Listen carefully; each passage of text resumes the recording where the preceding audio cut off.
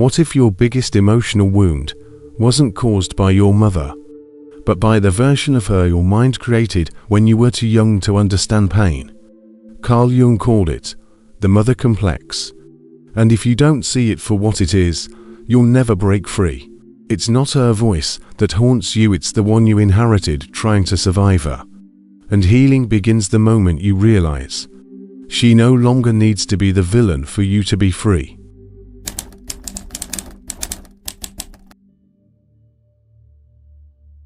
You weren't just raised by your mother, you were raised by everything she carried. Her fears, her wounds, her silences, her sacrifices, and most of all by the version of her your child mind created to survive. That version still runs the show. Carl Jung didn't describe the mother as a person, but as a force, a psychological pattern.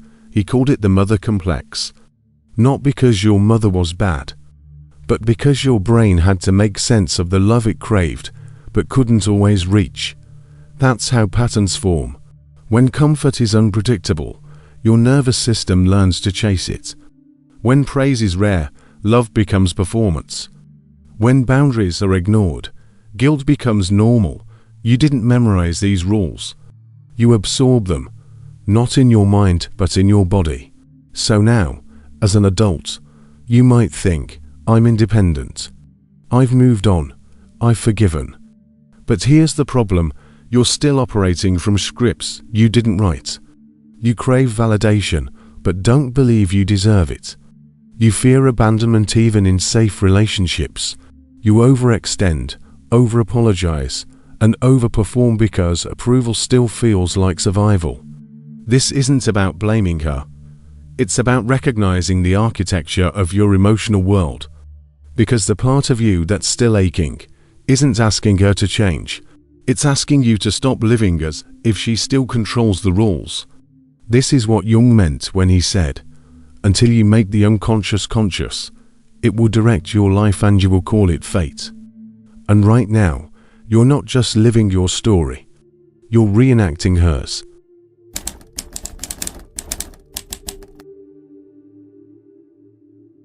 You've probably tried to heal. You've read the books. You've said the affirmations. You've even convinced yourself you've let go. But something still feels stuck. That's because real healing doesn't come from thinking differently. It comes from seeing differently. See this. The pattern didn't begin with your choices. It began with your survival. And survival creates loops. You don't fall for emotionally unavailable people by accident. You're reenacting the same emotional chase you ran as a child, trying to earn closeness that never came easily. You don't avoid conflict because you're peaceful. You avoid it because as a child, speaking up meant tension, punishment, or being ignored. You don't overgive because you're generous. You overgive because love felt conditional.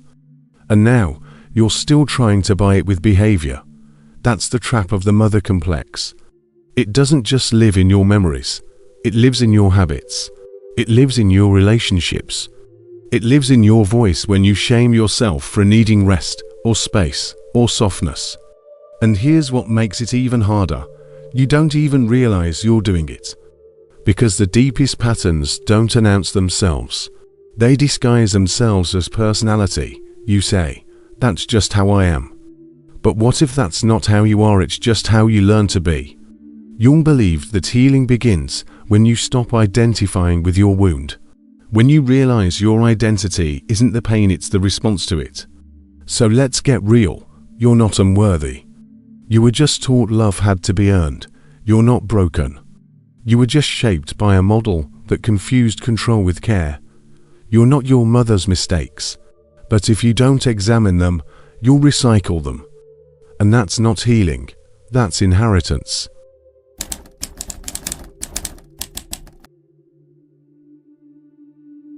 You don't need your mother's permission to heal. You don't need her to say sorry. You don't need her to understand. Because the truth is she might never see what you see now. And that's okay. Real healing isn't waiting for her to change. It's realizing she no longer has to. You've been holding your breath, hoping one day she say, I see how I hurt you. I wish I'd done better. I'm proud of who you've become. But Jung would say, that longing is the inner child, still waiting. And every moment you wait, your adult self is paused, stuck, small, exhausted from pretending you're fine. So how do you move forward? You stop living like the child who needs her, and you become the adult who parents yourself. That means asking hard questions. Why do I silence my needs to keep the peace? Why do I feel guilty when I rest? Why do I chase love that makes me shrink? Then you answer those questions not by blaming her, but by choosing differently. You stop idealizing her. She wasn't perfect. She wasn't evil.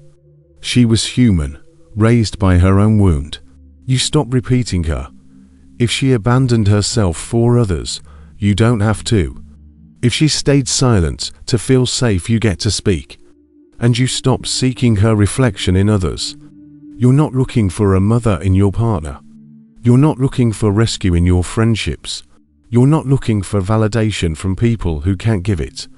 You're looking for you, the version of you who doesn't need to earn worth, who doesn't have to shrink to be loved, who isn't defined by what someone couldn't give.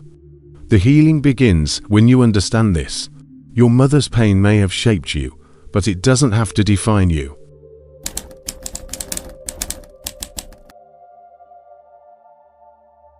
You think you're hard on yourself because you're lazy, because you need to be pushed, because you're not doing enough. But let's call it what it really is. It's not motivation. It's internalized judgment. It's the echo of a voice that once said, "Be better. Don't be a burden. Make me proud."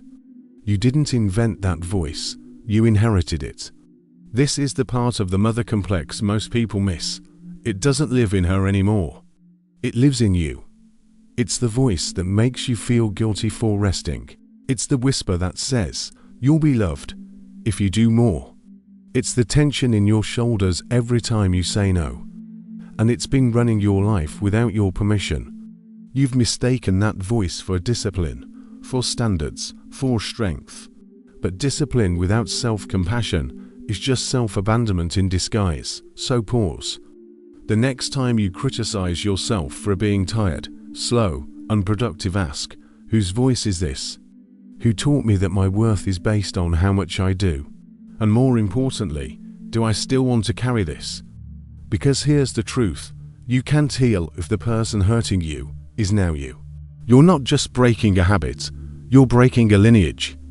When you say no and mean it, when you rest without guilt, when you love yourself without conditions, you're doing what generations before you couldn't, because they weren't allowed to.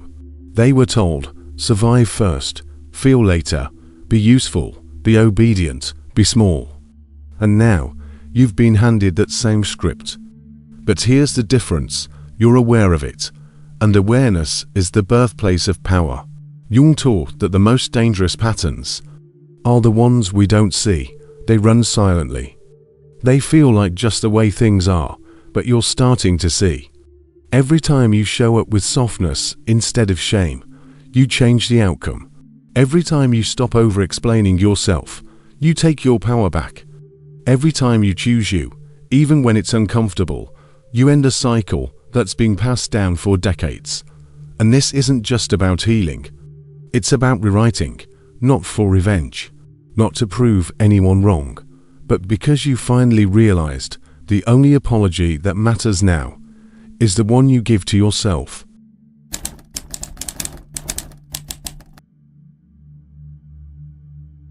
Most people don't heal, not because they can't, but because healing asks them to give up something they've carried their whole lives, the role. The role of the caretaker, the overachiever, the peacekeeper, the one who never asks for too much. These roles were safe. They earned approval. They helped you survive. But now, they're suffocating you. You don't need to be the good child anymore. You don't need to shrink so others can stay comfortable. You don't need to prove your worth by sacrificing your peace. And here's the truth no one tells you. You may never get the mother you needed, but you can become the version of you who no longer needs to search for her. Not in partners, not in bosses, not even in her. Because healing isn't returning to what hurt you hoping it'll love you differently. Healing is leaving, finally, and learning to love yourself the way you always needed. But here's the catch: once you see the pattern, you can't unsee it. Once you hear the voice, you can't pretend it's yours. Once you feel the cost of staying small, you can't go back to pretending that pain is love. So the question now isn't, will you heal? It's this: now that you know it was never about her, what are you going to do with your freedom?